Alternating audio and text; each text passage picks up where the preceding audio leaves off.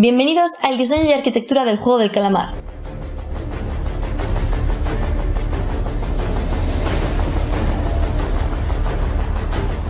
El juego del calamar retrata bellos escenarios, un excelente manejo de los colores y una ambientación controlada, características que contrastan con la violenta historia. A su vez emplea elementos arquitectónicos surrealistas, influencias de los mangas, de lo trippy y sobre todo de la confusión. Hace uso de la psicología del color y de la numerología para realizar una perfecta crítica al capitalismo. No solo eso, sino que muchos elementos del diseño ya nos revelan acciones futuras, como son los ataúdes envueltos en un regalo, que justamente es el regalo de cumpleaños que el protagonista compra a su hija. Y esto significa... ¡Corten! Esta información y otros secretos de montaje se revelarán en su apartado correspondiente. La directora de arte, Chang Kun-sun, perdonad si lo pronuncio mal, expresó que la finalidad de estos sets es dejar al espectador con la intriga, con ese no saber de cuáles son las verdaderas intenciones del juego. ¿Cómo consigue esto? ¿Cuáles son sus estrategias? ¿Cómo montan los sets? ¿En qué se inspiraron? También veremos en este vídeo el alcance masivo que ha tenido el juego del calamar, a todos los niveles. Pero no solo eso, este tipo de alcance no se consigue si no haces uso de 3 elementos esenciales de marketing, los cuales están intrínsecos en el diseño. El diseño del juego del calamar está patrocinado por Creana, una plataforma con más de 5 millones de estudiantes, en las que encontrarás cursos de cualquier rama creativa que imagines y que además no paramos de tratar en el canal. Fijaros que todos los profesores son expertos, hay desde artistas hasta profesores con cargos importantísimos en empresas. Para este vídeo me ha ayudado de su curso Dirección de Arte para Redes Sociales, que además es impartido por Sebastián Betancourt, que ha trabajado previamente en la dirección de arte para muchas series que ya habéis visto en Netflix. Creana cuenta con más de 700 cursos y todas las semanas van agregando nuevos, por lo que siempre están actualizados. Lo bueno de los cursos de Creana es que son cortos y además son online, por lo que los puedes hacer en el tiempo y en el momento que tú quieras, adaptándose perfectamente a ti. Y algo súper bueno es que al final del curso entregas un trabajo final que además todo lo que has hecho durante el curso lo puedes volcar a tu portfolio. Pero es que lo chulo es que al finalizar tienes un diploma y esto te lo puedes agregar al currículum vitae y así abrirte el campo a nuevas oportunidades que te brinda el mundo y el universo. Y no solo eso, chicos, Creana ha regalado un pack de 500 cursos gratis al canal. Puedes descargar tu curso gratis con el código JULI500, solo es válido para los 500 primeros, pero si te has quedado sin ellos te dejo en la cajita de información un link que te llevará a un pack de cursos a un superprecio exclusivo para este canal. Con esto demos pie al vídeo de hoy, el diseño de producción, el diseño de arquitectura y del juego del calamar. El protagonista es un alter ego del director, que también pasó por una gran crisis económica. El juego del calamar retrata la vida de un grupo de personas con severos problemas económicos, los cuales se encuentran con la oportunidad de salir de la miseria participando en una serie de juegos infantiles inspirados en los 70 y los 80, pero muy pronto revelará su naturaleza macabra. Vale, mientras que esta sería la temática, el conjunto de temas parciales incluidos en el asunto general, el tema es una crítica al capitalismo. Este es el asunto a tratar. Y aquí vamos a ver cómo metaforizan esa sociedad capitalista con los diseños del set, donde la realidad se desdibuja a través del juego y donde la dirección de arte y arquitectura se utilizan como herramienta poderosa para contar una historia, construyendo una narrativa que hace que los espectadores se sientan incómodos, pero al mismo tiempo obligados a ver más y más y más. La yuxtaposición de estas imágenes asociadas a la infancia y su recuerdo idílico con la trama que trata sobre el dinero y la codicia, y bueno, siguiendo con la temática, aquel individuo que consiga la victoria será el acreedor de 45.600 wones. Quedaros bien con este número, que sería el equivalente a unos 33 millones de euros, 38 millones de dólares. Mientras que la ambientación del plano real se nos pinta como lúgubre, áspera y desaturada, el plano del juego es muy diferente, utiliza colores brillantes, un perfecto uso de la geometría, que lo vemos en el logotipo, en la creación de los sets, en las máscaras, en el ascensor, en las paredes de la sala del jefe, en todos los lados. Todos los juegos que vamos a analizar en este vídeo se pintan como idílicos y de ensueño, que conectan perfectamente con la trama, con ese ideal de poder ganar 45.600 wones, millones de wones. Al igual que se nos pinta la muerte, enmascarada mediante una caja negra con un lazo. Al final la muerte es positiva para el jugador, pues cuantas más cajas con regalo vea, cuantos más jugadores vea morir, más cerca él estará de la victoria. El fallecimiento es entendido como un regalo no solo para los jugadores que visten de verde, que ya hablaremos de los colores y de la psicología del color de estos trajes en su apartado correspondiente, sino también para los trabajadores cuadrados, importante la distinción de círculo, cuadrado y triángulo, lo veremos. Que para ellos, si alguien muere, es un regalo increíble, puesto que estos cuerpos servirán para el tráfico de órganos.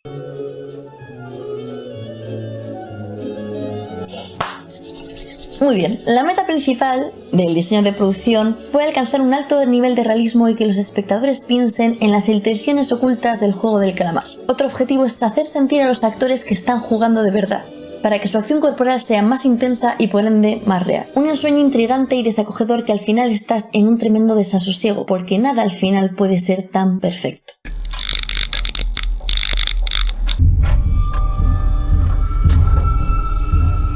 Estamos dentro del juego del calamar. Lo primero que vemos es un dormitorio gigante, camas de metal apiladas donde duermen los jugadores. Este set ha querido metaforizar a la sociedad moderna, que al final es una competencia constante. Para subir la escalera tienes que pisar al 1. Con esto estamos retratando la competitividad que se va a ver durante todo el juego. A su vez, en lugar de tratarlos como personas, las camas, por ende los jugadores, se presentan como objetos apilados en un almacén, que al final son eso, almacén de órganos, y como una colección de juguetes idénticos que solo sirven para la diversión de los VIPs. Esto me ha parecido una genialidad. Las camas esconden pistas, esconden pictogramas, donde se entiende perfectamente cuál va a ser el siguiente juego. Lo único es que en medio de la sala estaba el premio. Estaban tan cegados por él que nadie se dio cuenta de las pistas que escondían detrás de las camas. Otra vez, mediante el diseño metaforizando la sociedad, la opulencia del oro que deja ciegos a los jugadores. También estas camas están dispuestas como unas tribunas, como un coliseo. Y es que efectivamente en un punto de la serie se convierte en un coliseo. Por la noche muchos jugadores se levantan a acribillar a la gente porque, como hemos dicho antes, un muerto es un regalo y significa que estás más cerca del premio.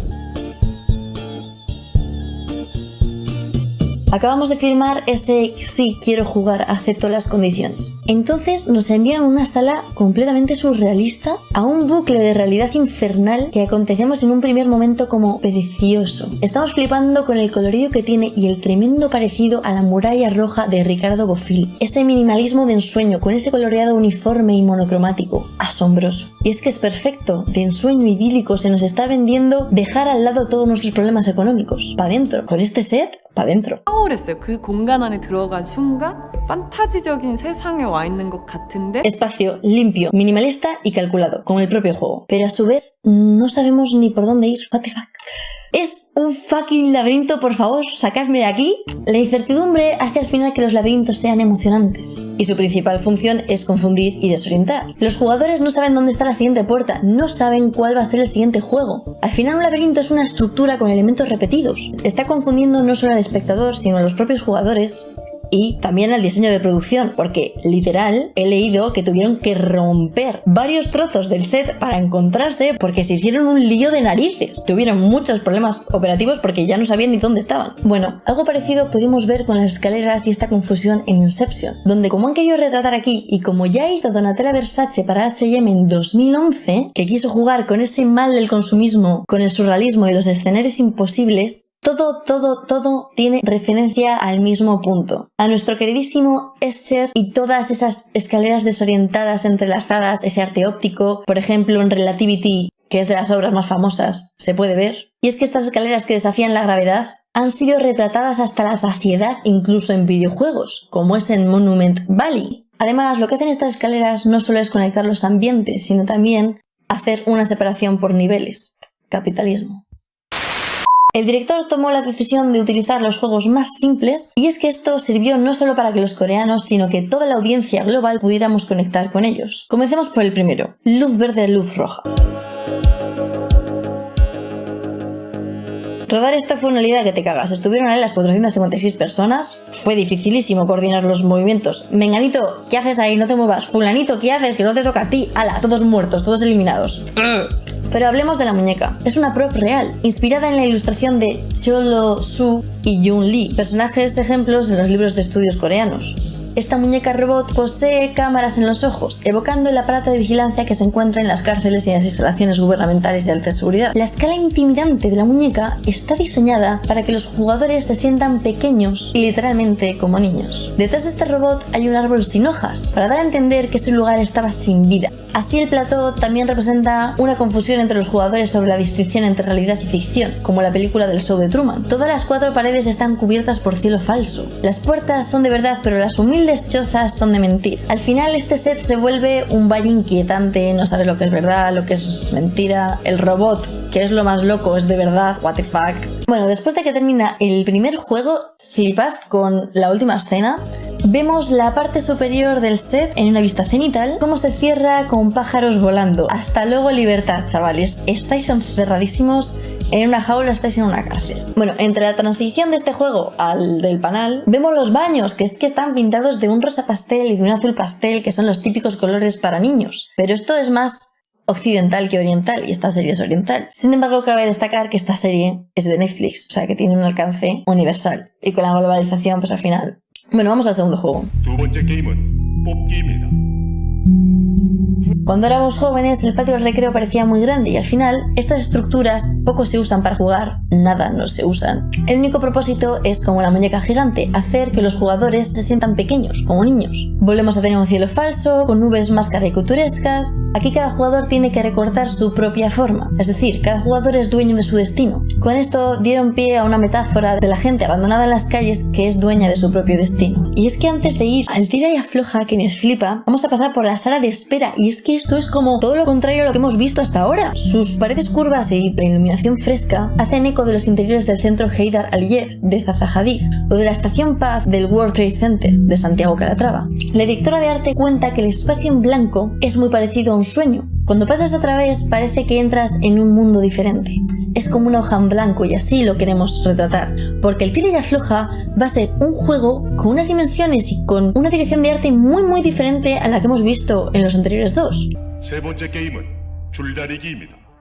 En este juego volvieron a tener en mente esas personas abandonadas en las calles, gente que tiene montañas de deudas, familias a las que cuidar y que no tienen dónde ir. ¿Qué mejor representar un no tengo a dónde ir que una carretera cortada por la mitad?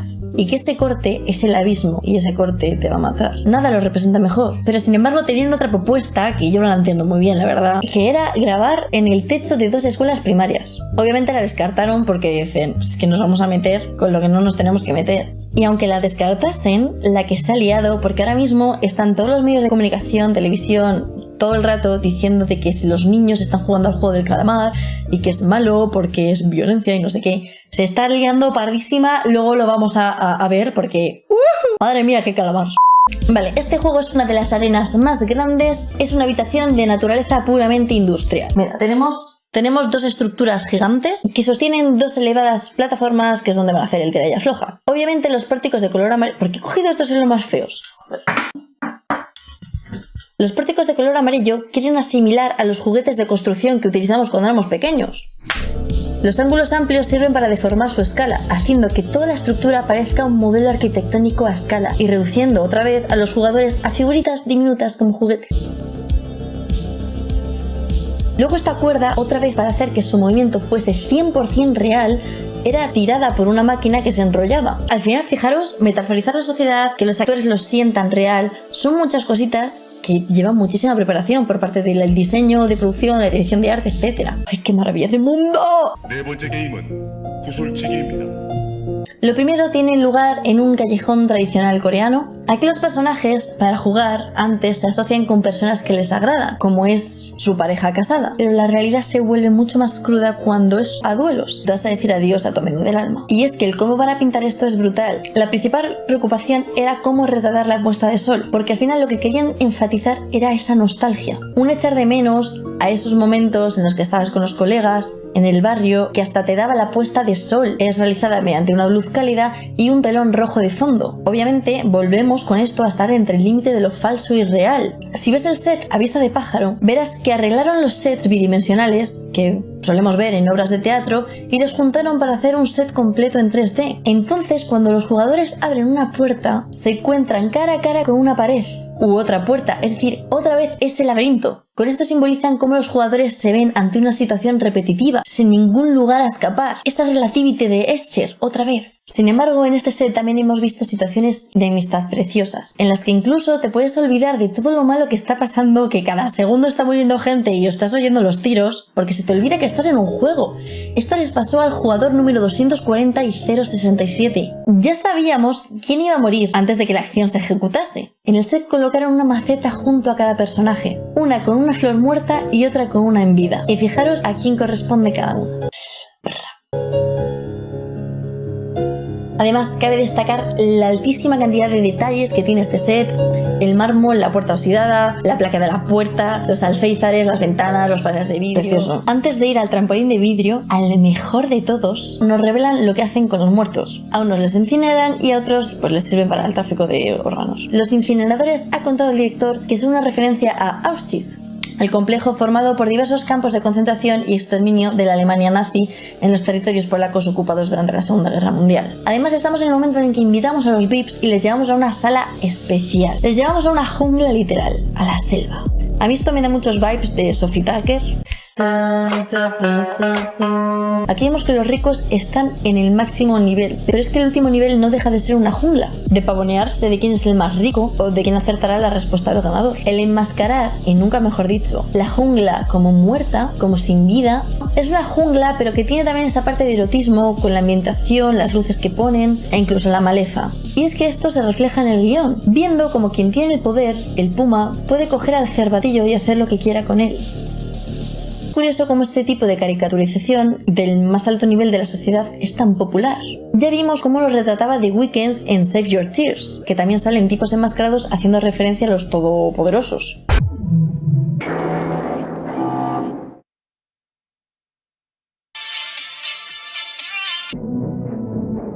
Bueno, el jefe les muestra un modelo a escala de su obra maestra, el set del trampolín de vidrio. En lugar de colores oscuros y sombríos, tenemos un escenario de colores rosas, azules, verdes, amarillos. El puente de vidrio está suspendido en un espacio muy similar a lo que fuera un teatro, con luces intermitentes similares a las de un casino en Las Vegas o las de un circo. Es el espectáculo que tienen que ver los VIPs. Tiene que ser impactante.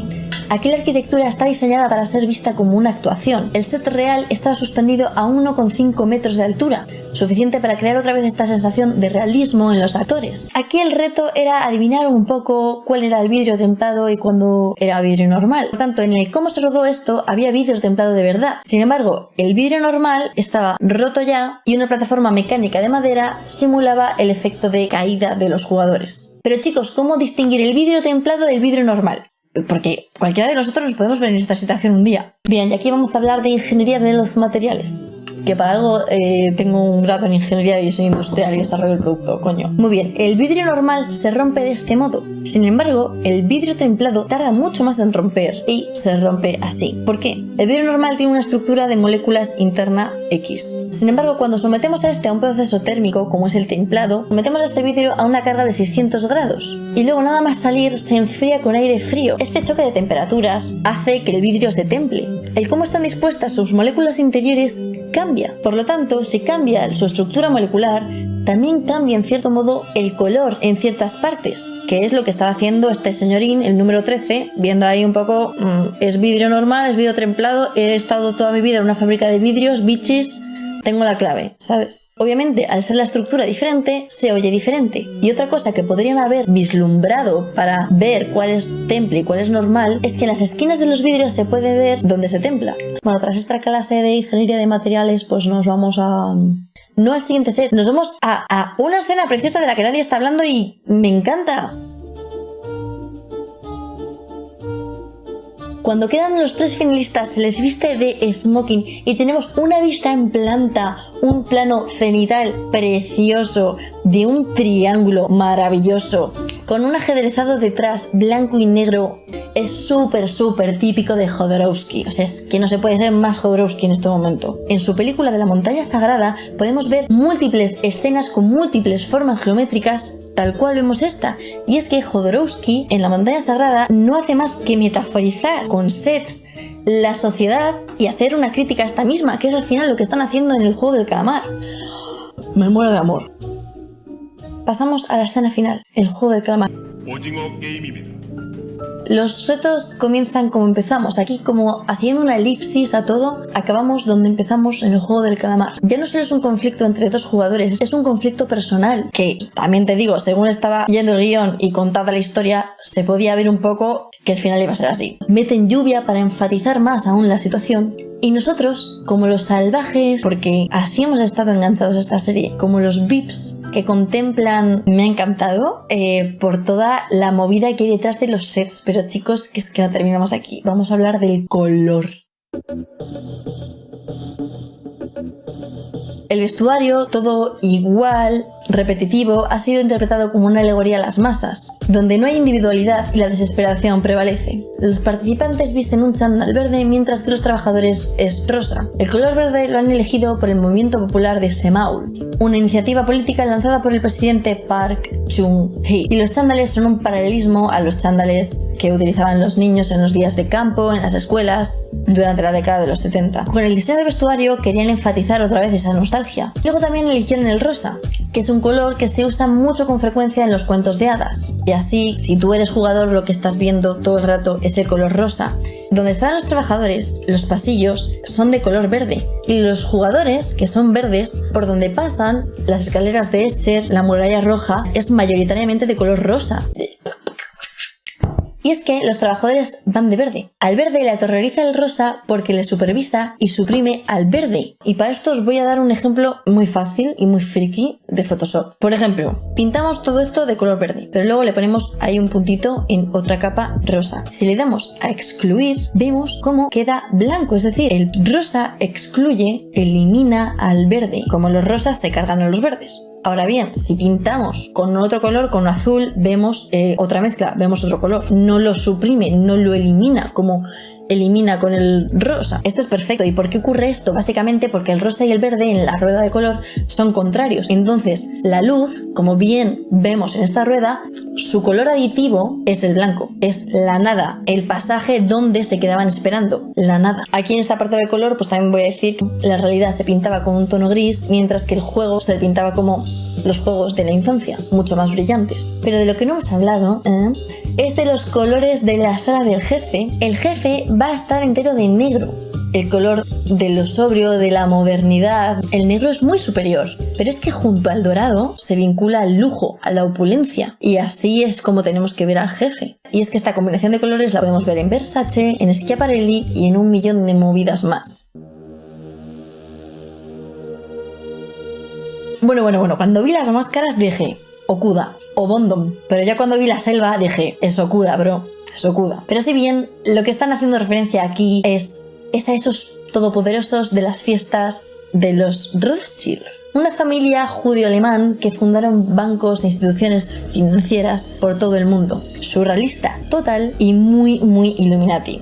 Uno de los anfitriones se presenta con cara de búho, haciendo referencia al dios Moloch, símbolo Illuminati, una deidad mesopotámica asociada a Satanás, utilizada para hacer sacrificios con niños.